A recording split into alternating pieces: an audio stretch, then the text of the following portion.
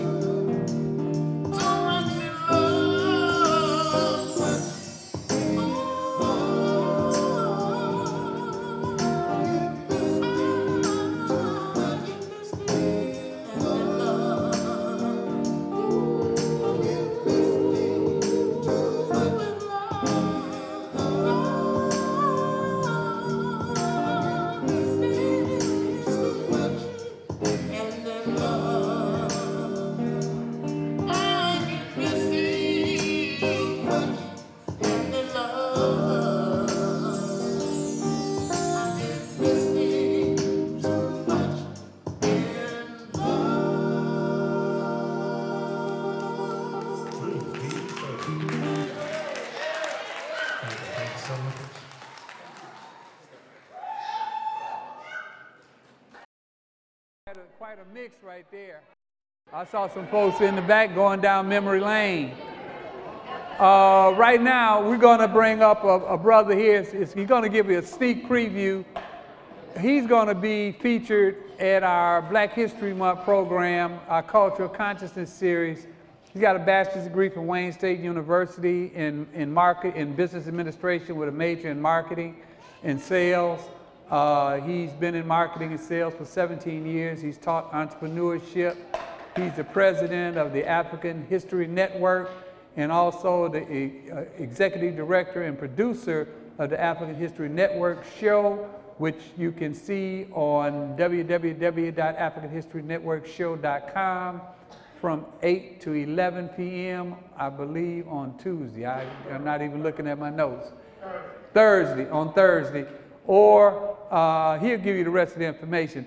But we really wanted to, he wasn't on the program, but we wanted to get him up here tonight just to give you a snippet of what to expect in doing Black History Month when he comes out to present at our Cultural Consciousness series. Give a round of applause to Brother Michael M. Hotep.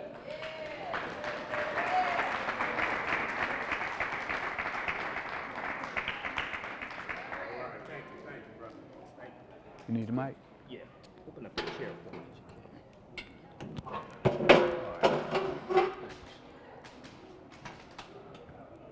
All right, how's everybody doing today? Excellent, excellent. Bargani. Ujama. Bargani. All right, some people sound a little shaky. All right. Let me do this right quick, brother. Dr. Sheikh, if you can, just pass those around everybody, okay? All right, I'm Michael M. Hotep, host of the African History Network show, president of the African History Network. How many people have met me before? Raise your hand. All right, a few people here, excellent. How many people were at the Charles H. Wright Museum of African American History either Friday or Saturday for the Kwanzaa celebration, or Sunday? So I was there all 3 days, and I was the guest speaker on Saturday. All my days are running together, because I've been doing so much. I was the guest speaker there. What I want to do is, how many people, this is your first time celebrating Kwanzaa, coming to a Kwanzaa event? All right, give yourselves a round of applause. What I want to do is, I have a presentation that I've done before. What is Kwanzaa? Reconnecting African Americans to African culture for self-empowerment. And I just want to share a bit of that information with you and then touch on some other things. Since today is the 4th day of Kwanzaa, what's the 4th principle of Kwanzaa? Ujima. What does Ujima mean? Absolutely, cooperative economics. So when we deal with cooperative economics, that deals with us controlling the land in our community, owning the business in our community, being able to employ our own people, being able to employ our children, having a dollar turn over 8 to 12 times. And what we have to understand is that just like every other ethnic group in America, we have to become the #1 employers of our own people. Every ethnic group in America are the #1 employers of their own people, except African Americans. All right. So I just want to share a little bit of this presentation with you here. Now, anytime I do a presentation, I know I'm going to say some things that people never heard before. I may say some things that people don't like. All right. So I usually have people put their fingers together to form a circle like this. I usually say something like this: the space inside this circle represents my realm of knowledge. Everything that I think I know about whatever I think I know is represented within the circumference of this circle. I must keep in mind that there are still things to know that exist outside the circumference of my own awareness. Now, the reason why I say that is because oftentimes when people hear something that contradicts what they've been taught, what they think, or what they believe they know, they automatically reject it without doing any research to understand the validity of the new information that they're learning, and usually at that same time they don't use that same level of scrutiny to analyze, critique, or reevaluate the new information that they're learning. Everybody understand that? Yeah. So just because you know everything that you know about what you know does not mean that you know everything there is to know about what you know. There's still things that exist outside the circumference of your own awareness. Now, when we do Kwanzaa celebrations, we do things like this. One of the things we do is ask permission from the elders to speak. Now, may I have permission from the elders to speak? Yeah. All right, thank you. Ashe. I've heard people talk about the transatlantic slave trade and us being abroad here. Yes, that did happen, but first and foremost, we have to understand that African people are the indigenous people in North, Central, and South America. How many people are familiar with Dr. David M. Hotep, who wrote the book, The First Americans Were Africans, Documented Evidence? Anybody familiar with Dr. David Imhotep? All right, his book came out in 2011.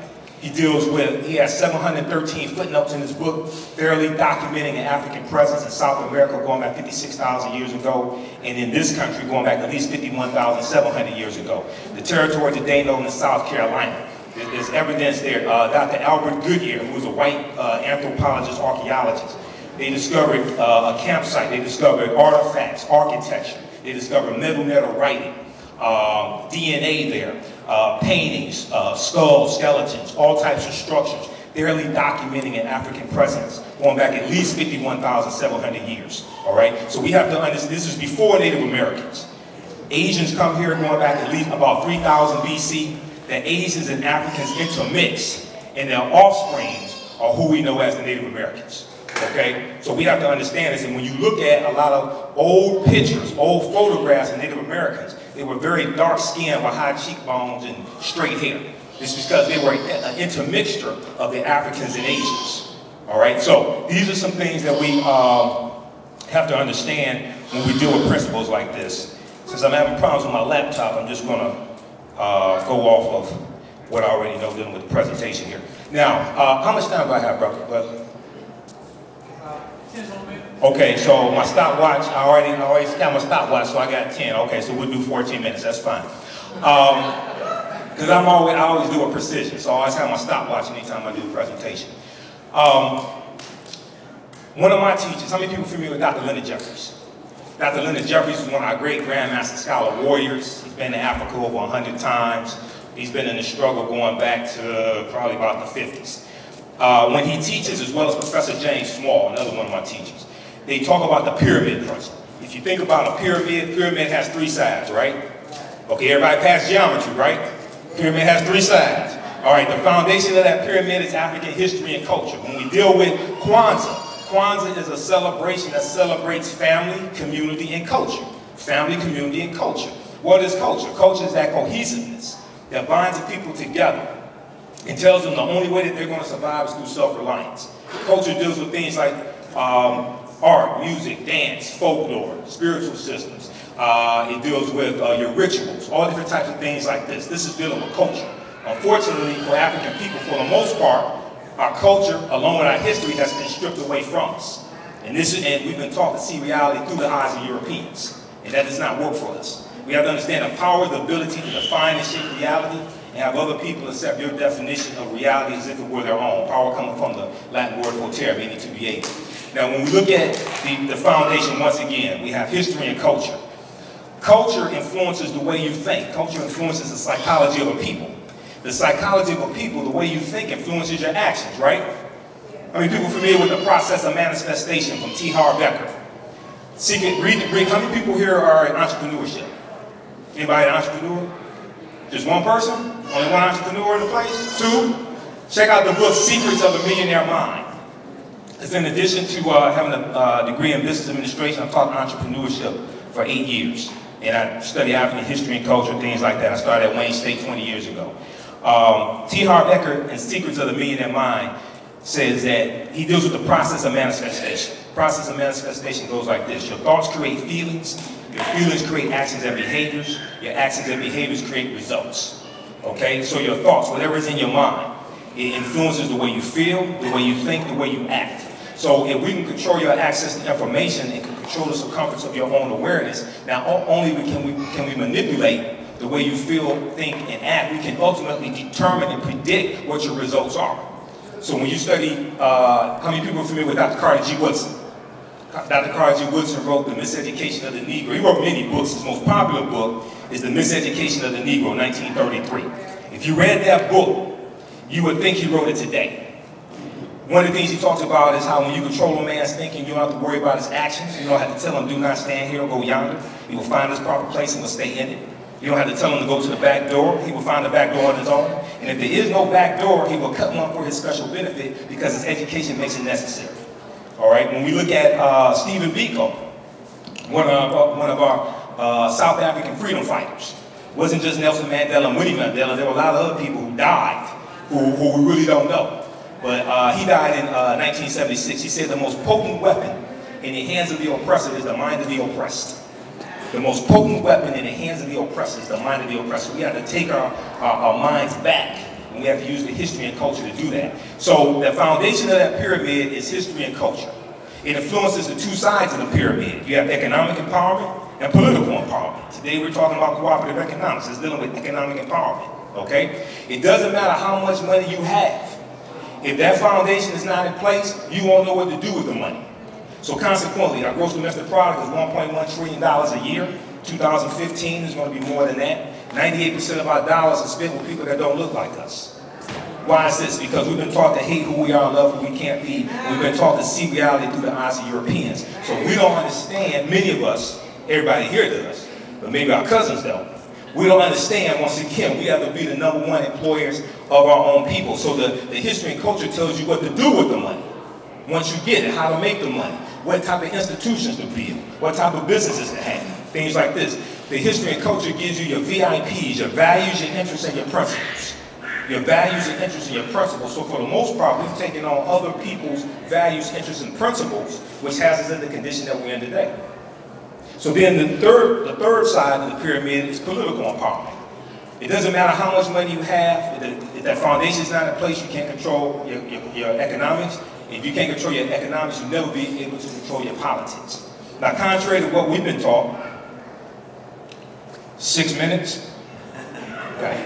Contrary to what we've been taught, politics is more than just voting. Yes, voting is important.